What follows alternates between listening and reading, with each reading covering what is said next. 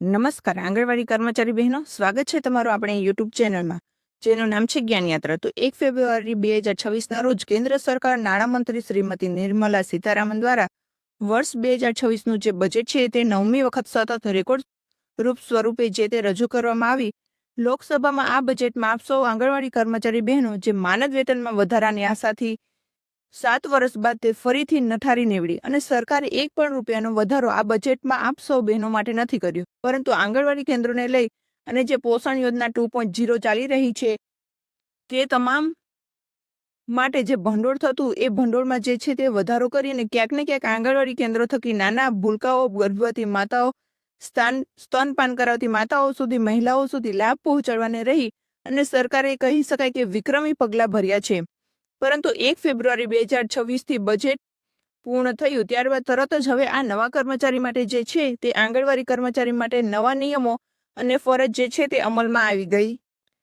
1 ફેબ્રુઆરીથી અમલમાં આવનાર આ નવા નિયમો અને ફરજો શું છે તેના વિશે આજના વિડીયોમાં આંગણવાડી બહેનો આપણે વિગતવાર ચર્ચા કરીશું. તો વિડીયોના અંત સુધી આપ બન્યા રહો. જો આપ અમારી ચેનલમાં પહેલીવાર વિડીયો જોતા હોય, નવા સબસ્ક્રાઈબર હોય તો અમારી ચેનલને સબસ્ક્રાઈબ કરવાનું ભૂલશો નહીં. તો ભારત સરકાર મહિલા તેમજ બાળ વિકાસ મંત્રાલય હેઠળ ચાલતી આંગણવાડી યોજના દેશ પોષણ, આરોગ્ય અને પ્રારંભિક શિક્ષણનો મજબૂત આધારસ્તંભ છે. દેશભરમાં લાખો આંગણવાડી કાર્યકરો અને મદદનીશો એટલે કે તેડાગર ગામડાઓ અને શહેરોના અંતિમ છેડે બેઠેલા કહી શકાય બાળકો, ગર્ભવતી મહિલાઓ અને સ્તનપાન કરાવતી મહિલાઓ માટે અવિરત સેવા આપી રહી છે. હાલમાં ભારત સરકારના ICDS વિભાગમાં કહી શકાય કે મહિલા અને બાળ વિકાસ વિભાગના નેજા હેઠળ લગભગ 13 લાખ કરતાં વધારે આંગણવાડી કેન્દ્રો કાર્યરત છે અને કુલ 27 લાખ કરતાં વધારે આંગણવાડી કાર્યકરો, તેડાગર બહેનો પોતાની ફરજ જે છે તે નિષ્ઠાપૂર્વક આ આંગણવાડી કેન્દ્રોમાં રોજ નિભાવી રહ્યા છે. વર્ષ 2026માં આંગણવાડી વ્યવસ્થામાં એક મહત્વપૂર્ણ વળાંક આવ્યો છે. 1 ફેબ્રુઆરી 2026થી આંગણવાડી કર્મચારી માટે કેટલાક નવા નિયમો અને ફરજો અમલ મૂકવામાં આવી રહ્યા છે, જેનો હેતુ વ્યવસ્થાને વધુ પારદર્શક, જવાબદાર અને ડિજિટલ બનાવવાનો છે. નવા નિયમો અમલમાં લાવવાનો સરકારનો ઉદ્દેશ્ય તો છેલ્લા કેટલાક વર્ષોમાં સરકાર દ્વારા ડિજિટલ ઇન્ડિયા અને પોષણ અભિયાન પર ખાસ ભાર મૂકવામાં આવ્યો છે. આંગણવાડી કેન્દ્રોમાં થતી પ્રવૃત્તિઓનું રિયલ ટાઈમ મોનિટરિંગ, લાભાર્થીઓ સુધી સાચો લાભ પહોંચે તે માટે ટેકનોલોજીનો ઉપયોગ અનિવાર્ય બન્યો છે.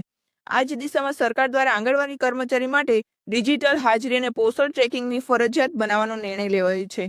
1 ફેબ્રુઆરી 2026થી લાગુ થનાર મુખ્ય 2 નવી ફરજોની વાત કરીએ તો પહેલું છે ડિજિટલ બાયોમેટ્રિક્સ હાજરી ફરજિયાત. હવે આંગણવાડી કાર્યરતો અને તેડાગર આંગણવાડી કેન્દ્રો ખોલતાની સાથે જ સ્માર્ટફોન અથવા તો સરકાર દ્વારા આપવામાં આવેલા ઉપકરણ દ્વારા ડિજિટલ બાયોમેટ્રિક હાજરી નોંધાવી ફરજિયાત રહેશે.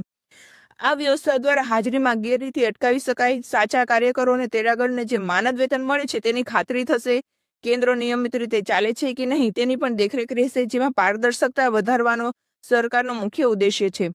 બીજી મહત્વનો નિયમ છે કે પોષણ ટ્રેકર એપ પર રોજિંદા આ માહિતી અપડેટ કરવી પડશે. આંગણવાડી કર્મચારી અને કાર્યકર બહેનો હવે રોજ ગરમ ભોજન એટલે કે હોટ કુક મિલ રેશન વિતરણ, જે ટેક હોમ રેશનનું જે ફેસ ઓથેન્ટિક્સ કહી શકાય, ચહેરાની ઓળખ દ્વારા જે આપવામાં આવે છે, રેશન વિતરણ કહી શકાય, કુપોષિત બાળકો, ગર્ભવતી માતાઓ, સ્તનપાન કરાવતી માતાઓ, તે બાળકો, ગર્ભવતી માતાઓ અને સ્તનપાન કરાવતી માતાઓને મળતી પોષણ સેવાઓ સંબંધિત તમામ માહિતીને પોષણ ટ્રેકર એપ પર રિયલ ટાઈમ અપડેટ કરવી પડશે.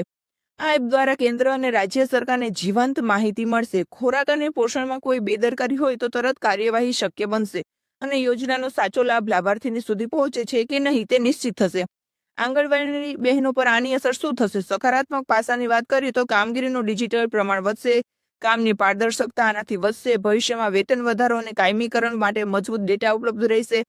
સરકારની યોજના વધુ અસરકારક જે છે તે છેવાડાના લોકો સુધી પહોંચી શકશે. પડકારોની વાત કરીએ તો ઘણા ગ્રામ્ય વિસ્તારો હજુ સુધી આંગણવાડી કાર્યકરો પાસે સારી ક્વોલિટીના સ્માર્ટફોનની અછત છે, તેમજ ઘણા છેવાડાઓના જે વિસ્તારો છે ત્યાં ઇન્ટરનેટ કનેક્ટિવિટીનો અભાવ અને ટેકનિકલ તાલીમની જે છે તે ખામી આ કારણોસર શરૂઆતમાં આંગણવાડી બહેનોમાં મુશ્કેલી પડી શકે છે. તેથી યુનિયનો અને કાર્યકરો સરકાર પાસેથી તાલીમ, ઉપકરણો અને ટેકનિકલ સહાયની માંગ કરી રહ્યા છે. સ્વસત્તાવાર સરકારી આદેશો છે તો આ અંગે મહત્વપૂર્ણ બાબત એ છે કે આ પ્રકારની માહિતી વિવિધ પ્રકારના જે છે કે સોશિયલ મીડિયામાં ચાલી રહી છે. આ બહેનોને સલાહ આપવામાં આવી છે કે બ્લોક કચેરી, CDPO, રાજ્ય સરકારની અધિકૃત વેબસાઇટ ઉપરથી જઈ અને આના વિશે અલગથી જે છે તે માહિતી મૂકવામાં આવી છે તે વાંચી લેવી જોઈએ. જય હિન્દ. અસ્તુ.